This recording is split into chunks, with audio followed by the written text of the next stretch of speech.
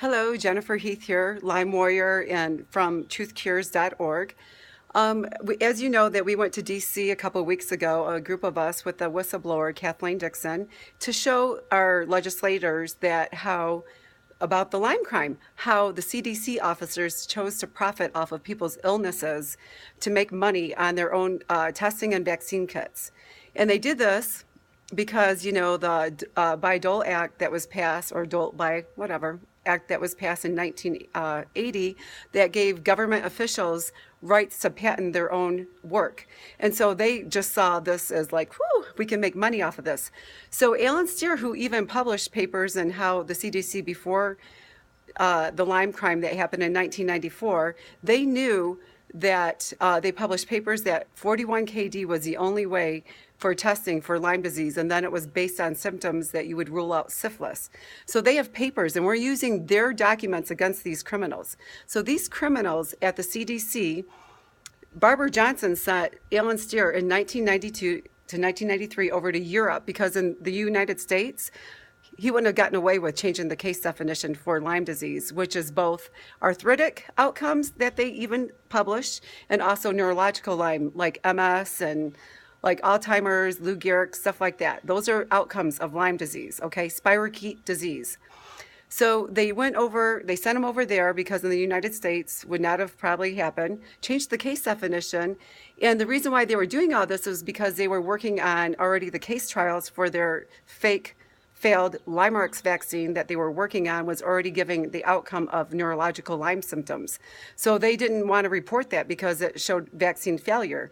So they had this conference, perfect time in 1994 is when in Dearborn, Michigan, where I live in Michigan, they held a fake conference where they changed the case definition from Lyme disease, which was relapsing fever, to just a bad need, arthritic. And then they added two-tier testing. So instead of just using the 41 KD, which they knew is a spirochete, that's flagellin, they then changed it to that you needed a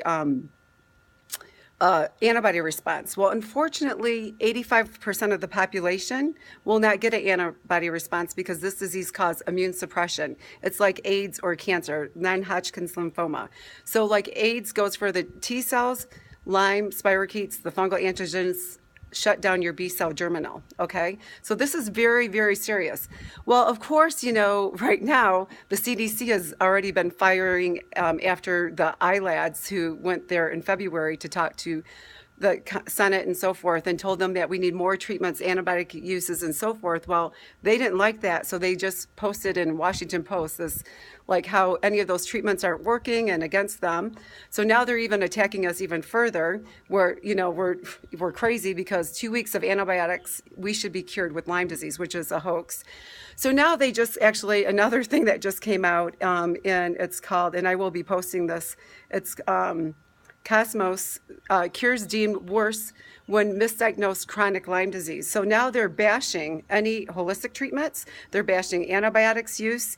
And actually Shapiro, which is really funny, I got to tell you this, because Shapiro, Yale University, right? He's the one quoted in here. And did you know that Yale owned the patent on the fake Lymerix vaccine? They also owned the patent for the only FDA validated testing that should be used for Lyme disease, the flagellin, the 41 KD. They had a patent on that and they chose not to use it because they were trying to get their scumbag fake Lymerix vaccine out to make millions and make people ill. So now Shapiro and also Yale, their L2 diagnostic lab, they were, once this monopoly with this fake Lymerix vaccine was on the market, they said that their labs was one of only three, Yale L2 diagnostic, Emugen and Corixa. So those three were already monopolizing it and even broadcasted that their labs were the only ones to send your blood to.